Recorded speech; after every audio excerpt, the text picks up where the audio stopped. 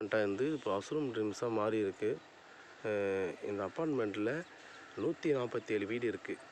இது பாருங்கள், இது காம்பவுண்ட் வால். இது ஆல்ரெடி வந்து இந்த அவங்க விடுற செப்டி டேங்க் தண்ணி வெளியே வருதுன்னு எல்லாம் பொதுமக்கள்லாம் கம்ப்ளைண்ட் பண்ணதில் சும்மா ஃபார்மாலிட்டி பூசியிருக்காங்க.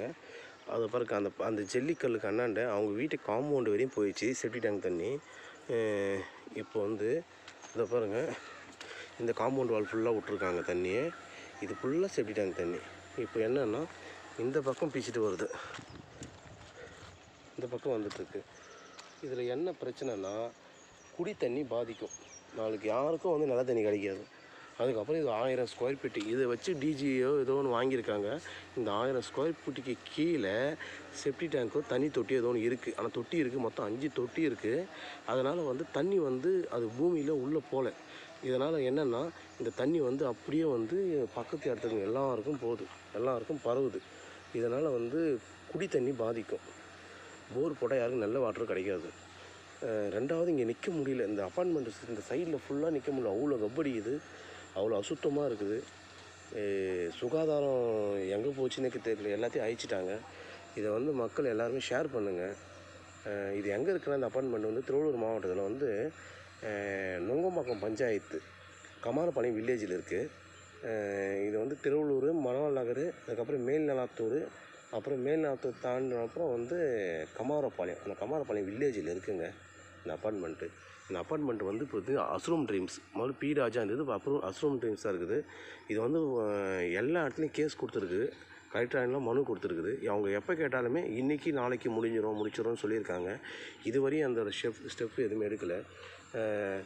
இவ்வளோ தண்ணி இந்த இப்போ வந்து அந்த காம்பவுண்டு இது அந்த கல் வச்சுருக்காங்க, கல்லுக்கு மேலே வரையும் நிற்கிது தண்ணி, மேலே வரையும் நிற்கிது. இந்த இடத்துல இப்போ நிற்க முடியல.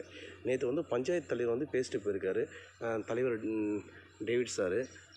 இதுமாதிரி அவர் வந்து இது வந்து நான் 3 ட்ரிப்போ 4 ட்ரிப்போ அவங்க வந்து பேசுகிறாங்க, வார்னிங் கொடுத்துருக்காங்க. இது வந்து என்னென்னா இதுக்கப்புறம் நான் வந்து பஞ்சாயத்தில் லெட்டர் கொடுத்துருவோன்ற மாதிரி அவங்களும் சொல்லியிருக்காங்க. அப்பயும் வந்து இவங்க இன்றைக்கி நாளைக்கு சொல்லிவிட்டு இது 3-4 மாதம் ஆகுது மேக்ஸிமாக.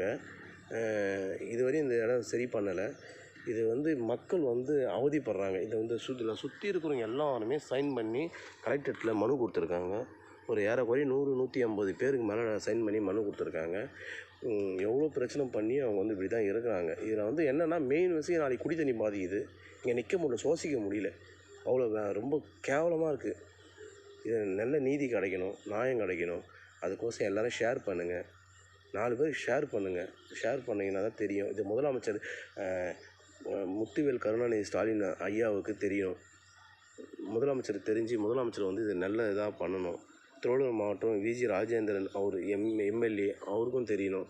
எல்லாருக்கும் தெரிஞ்சு இவங்க வந்து ஒரு நல்ல நியாய நீதி கிடைக்கணும். பொதுமக்கள் நல்லா இருக்கும். இப்போ வந்து எலெக்ஷன் வர டைம் வரும். இது வந்து நல்லதாக பண்ணணும். மக்கள் வந்து இதுக்கோசம் வெயிட் பண்ணிகிட்ருக்கோம். நல்லதாக பண்ணி கொடுங்க, நல்லா இருக்கணும். தமிழ் வாழ்க, தமிழ் குடி வாழ்க.